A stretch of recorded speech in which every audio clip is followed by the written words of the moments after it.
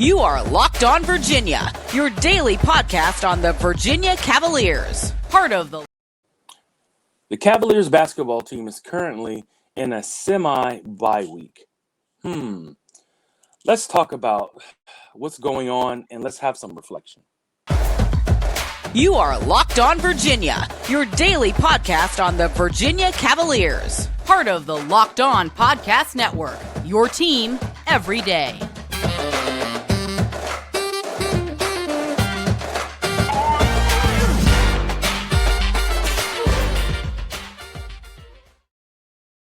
Good day, viewers and listeners. I am your host, the Big Law, Lawrence Johnson, and welcome to the Locked On Virginia Cavaliers podcast, the first place to come to get your Wahoo fix every day as part of the Locked On Podcast Network.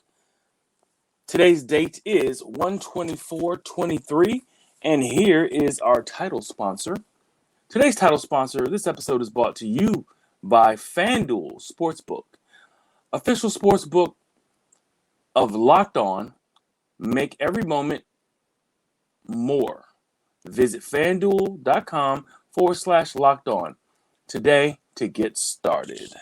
So yeah, everybody, and welcome to FanDuel, our new partner. When we're talking about wagers, we'll talk FanDuel. So welcome to the Locked On family. Delighted to have you guys. But as I said before, this is a reflection episode. Of course, today is Tuesday, the 24th. Man, we're already blowing through January. January is almost over, man. And as we continue to move on and motor through this year, we're motoring through this season just as fast or faster. Now, going through this season, we're still trying to figure out exactly, where we fit in the ACC. This is what I can tell you, and I kind of put some information here. This week is kind of what we call, I'll call it a semi-bye week, because there is no game during the week. The next game isn't until Saturday, so it's almost like they had a whole week off after the huge Wake Forest win last weekend, and they don't play again until the next weekend, which is this Saturday coming.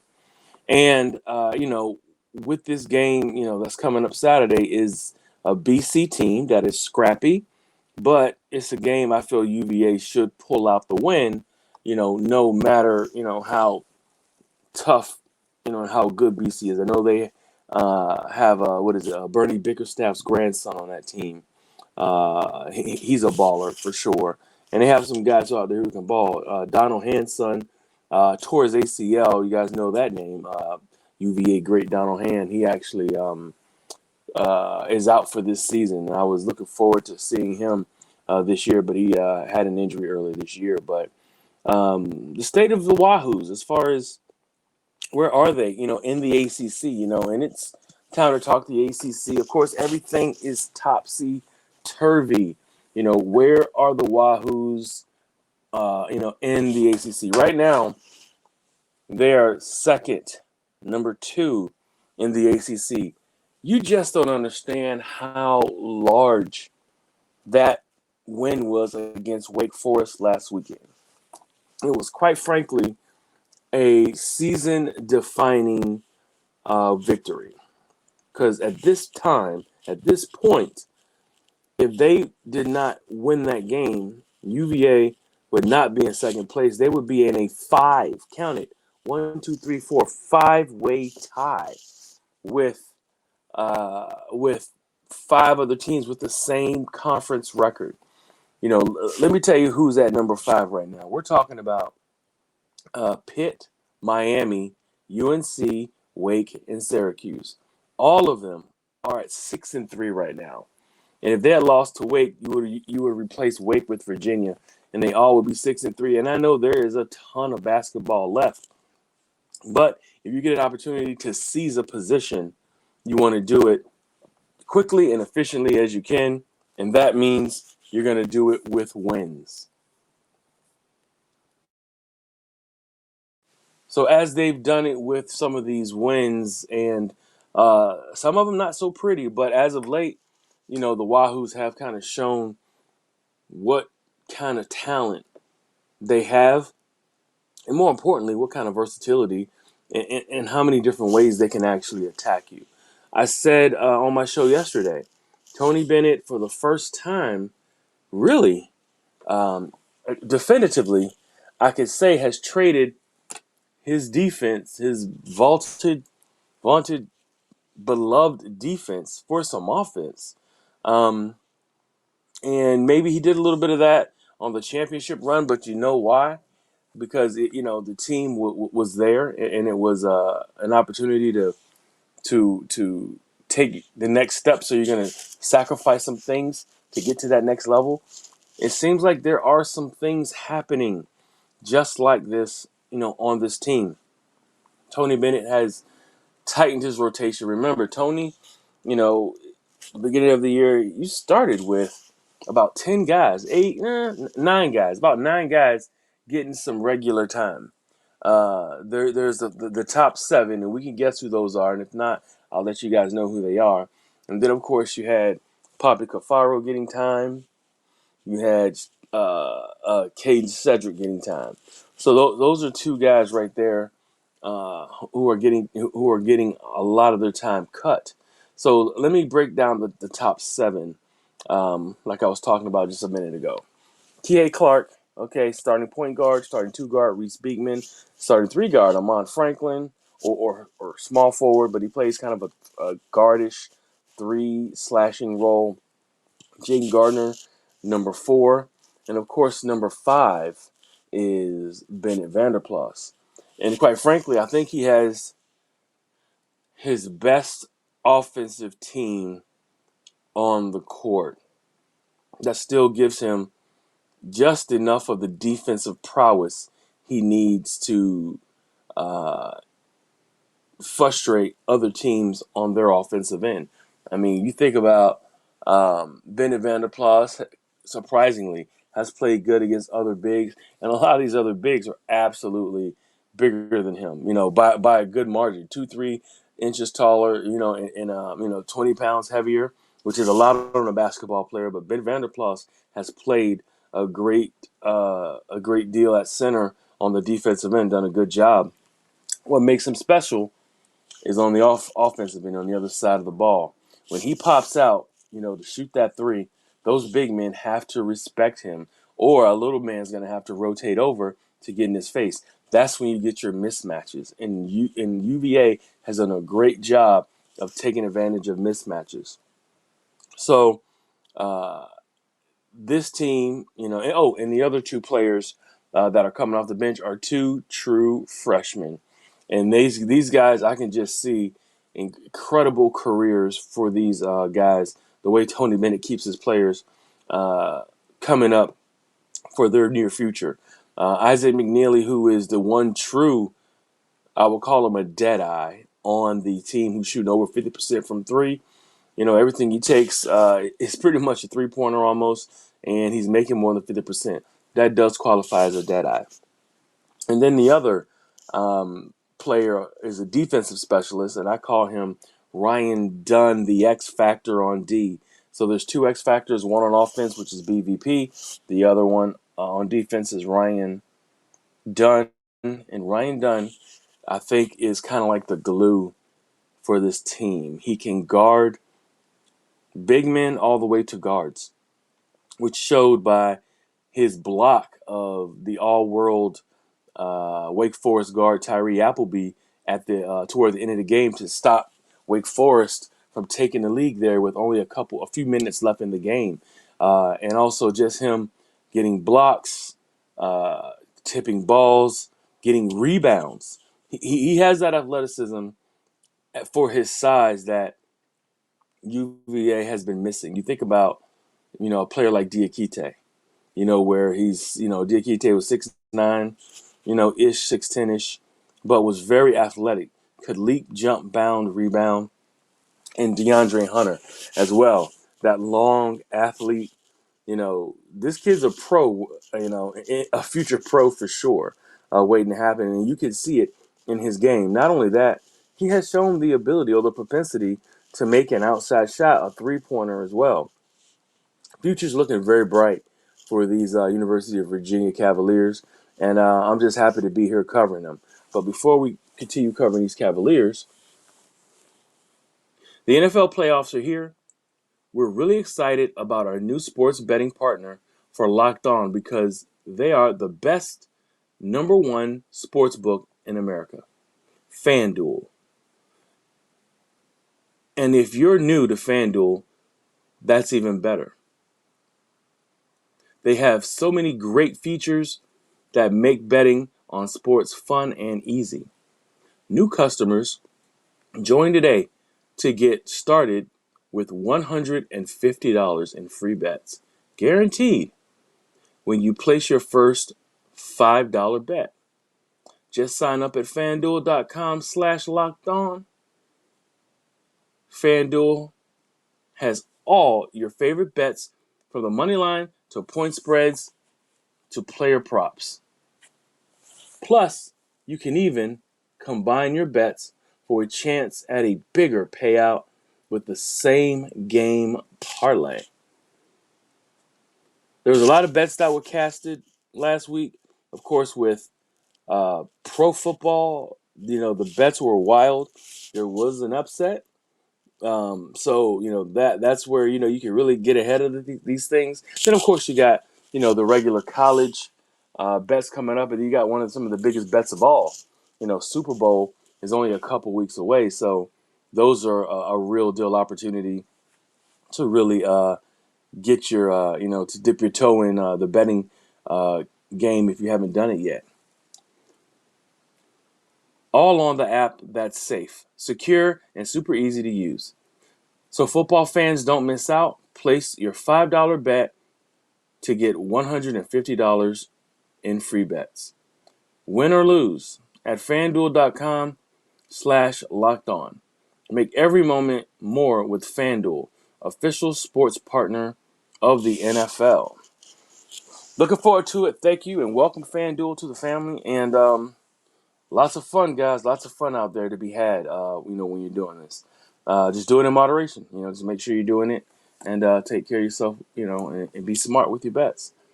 Thank you for making Locked On Virginia your first listen every day. Make sure you check out our brand new podcast, Locked On College Basketball. Everything you need to know about college basketball in one place. Plus, hear from the big name experts, insiders, coaches, and players. Locked On College Basketball, available on YouTube and wherever you get your podcast. So yeah, guys, I was just talking about the state of the Virginia basketball program, where they are and where they sit in the ACC. Right now, Virginia is sitting pretty, 7-2. I'm losing my mind now. 15 and 3. 15-3 with an opportunity to go 17-3 before we fall into February. And sole possession of second place. Of course, Clemson, which is a team that they are truly facing, is Clemson, they have their color orange, which, could they turn into a pumpkin finally by the end of this year? Are they going to be the team that everybody thinks that they are right now, or are they going to finally turn into that team that everybody thinks that they were going to be at the beginning of the year? I don't know. They definitely could, but Clemson definitely holding down the number one spot in the ACC. No one thought that this was going to happen, and I think that they're just living in a dream right now. I think eventually the blue bloods in the ACC will get up and catch you, meaning the Dukes, the Virginias, the Carolinas. I think that they're coming, but we will see the Syracuse teams, and they have some games left, as does UVA. But I think it'll be a battle, between the 1-3 season. Could flip flop, and you could have a team that's at 3 right now go on a winning streak, which happens a lot in the ACC, and wind up becoming regular season champs. They go on a streak and they go into the tournament with the number one seed. Virginia just needs to stay in the top 4 to make sure that they get the double bye to get to Greensboro of the ACC tournament. So there are 9 games left. Count them, 9 games left from now from the end of January, or actually the beginning of February to the end of February, and there's one game in March. We'll just say February. There's 9 games left after that.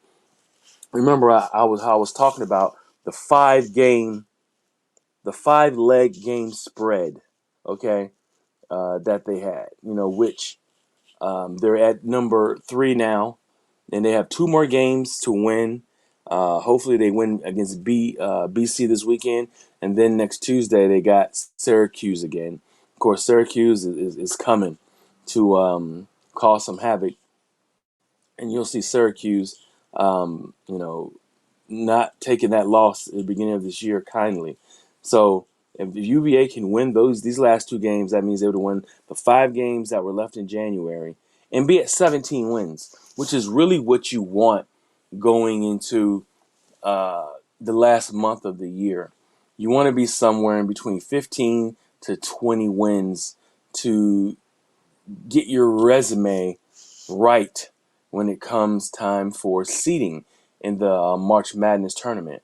UVA finishes with 17 victories with 9 games left until the tournament. Let's say they win, 8 games, and they wound up with 25 wins. 25-5 going into the ACC tournament. Now we're talking, you know, um, something special, and what we can look for in this team. At 25-5, maybe they get 2 wins, in the ACC tournament. They're 27-5. We're looking for a number 1 seed, and I'm gonna have to write that down. 27-5. That's the prediction going into the end of the year. 27 or 28. 27-5, 28. Or 27-6, 28, somewhere inside of there. But 27-5 is what they need to get, I think, a 1 seed, or to get somewhere inside of there. Because right now, a lot of the the tournament predictors have UVA as like a 3 seed.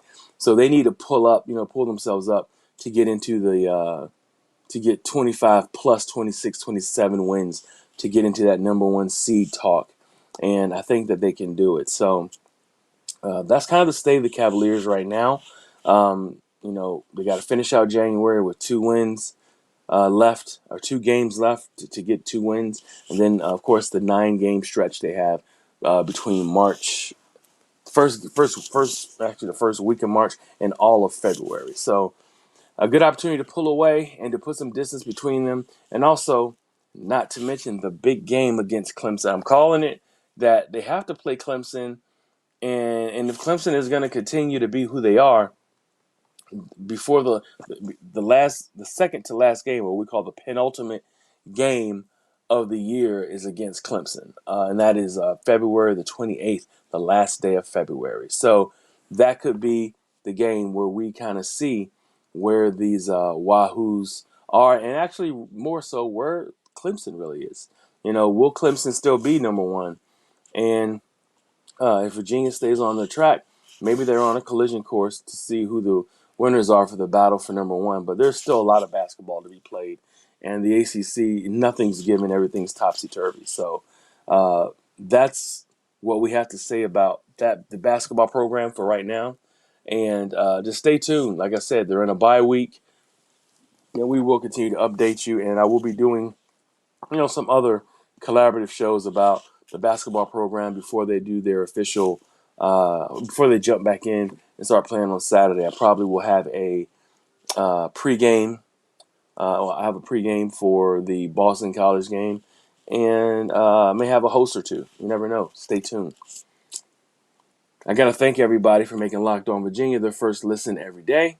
Make sure you check out our brand new podcast, Locked On College Basketball, everything you need to know about college basketball in one place. Plus, hear from big name experts, insiders, coaches, and players. Locked On College Basketball, available on YouTube or wherever you get your podcasts. So this is what else we're going to do. I want to talk to you or inform you guys of the banquet award winners. UVA football had their awards banquet this past weekend, and I'm just gonna kind of reel off the winners of these awards, and there is a lot going on, man, around the football program, and not all positive. Not anything new there, but it's not all positive. And let me just, you know, before I get into talk and actuality, I may have to save that for next uh, tomorrow's episode where we talk about what's not so good, and what's on the docket and what's on the horizon when it comes to that, But I digress. Let's get into the awards banquet. Of course, captains' awards were Daniel Sparks, Brennan Armstrong, Paris Jones, Nick Jackson, and Anthony Johnson. Those are the guys who won your captains' awards. And then you had Keaton Thompson, who was the actual offensive MVP. We're going to do offensive MVP or offensive awards and defensive awards. So Keaton got the offensive MVP for the offensive side of the ball. Ty Furnish was most improved, played that center position. Rookie of the year was Xavier Brown, X-Man, and that was a well-deserved award for him as well. J.R. Wilson and Logan Taylor got Impact Player of the Year awards. And Noah Josie was the 12th man, got the 12th man award for the offensive side of the ball. Now let's get into the defensive side of the ball. Of course, nothing surprising here. You got Nick Jackson as a defensive MVP. You got most improved, which is James Jackson. If you guys don't know who James Jackson is, James Jackson may be your next middle linebacker. I was talking with one of my colleagues yesterday, and we're talking about just having this real candid and real conversation about Nick Jackson. Nick Jackson really hasn't made his decision yet at where he's going to go. Remember, Nick is in the transfer portal. I was trying to figure out, well, classes have started back up at University of Virginia. Is Nick Jackson in class right now at the University of Virginia? That's something that we need to find out. That's something that we need to know.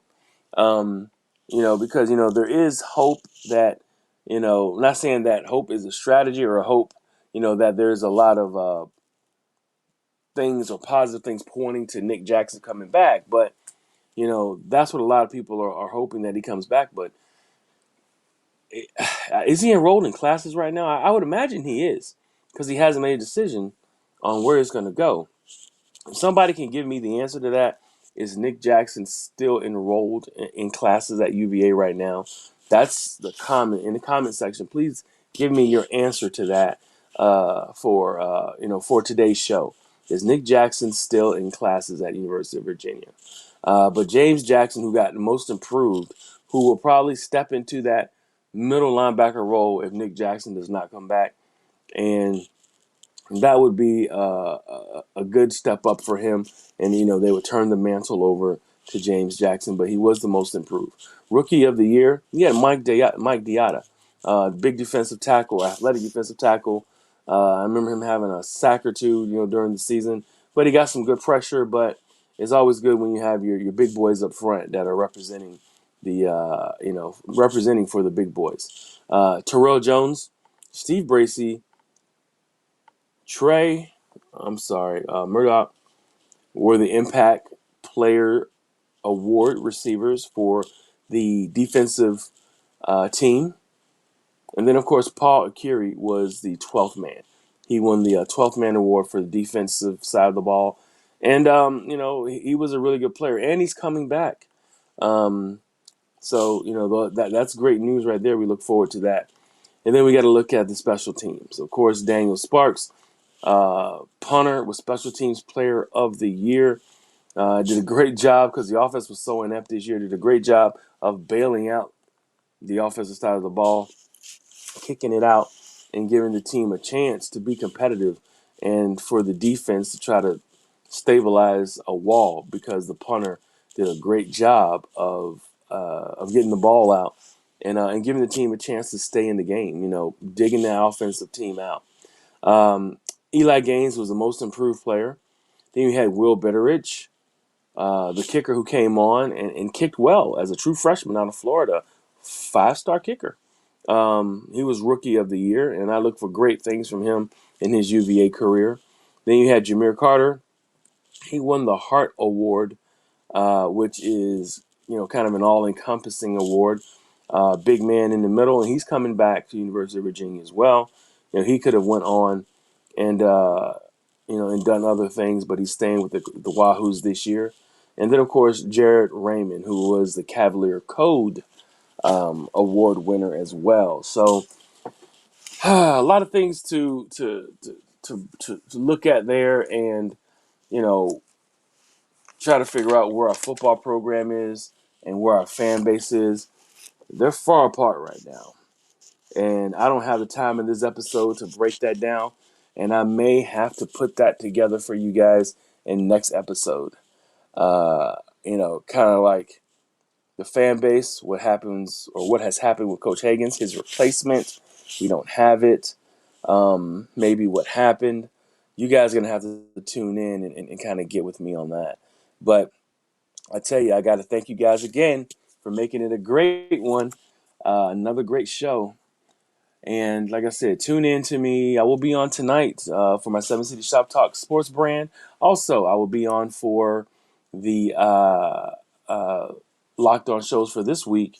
Look for me later on. I will be doing some other collab shows. I got some other things in the works as well, but looking forward to continuing and doing everything that we do as far as bringing you great content on the University of Virginia Cavaliers programs. Thanks again for making Locked On Virginia your first listen every day. Make sure you check out our brand new podcast, Locked On College Basketball. Everything you need to know about college basketball in one place. Plus, hear from big name experts, insiders, coaches, and players. Locked On College Basketball available on YouTube or wherever you get your podcasts. Thank you guys. I'll see you guys tomorrow. And thank you for making Locked On Virginia your first listen today.